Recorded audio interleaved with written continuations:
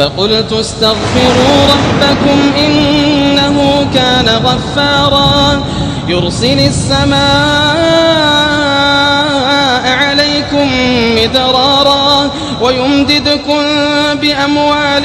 وبنين ويجعل لكم جنات ويجعل لكم أنهارا ما لكم لا ترجون لله وقارا وقد خلقكم أطوارا ألم تروا كيف خلق الله 7 سماوات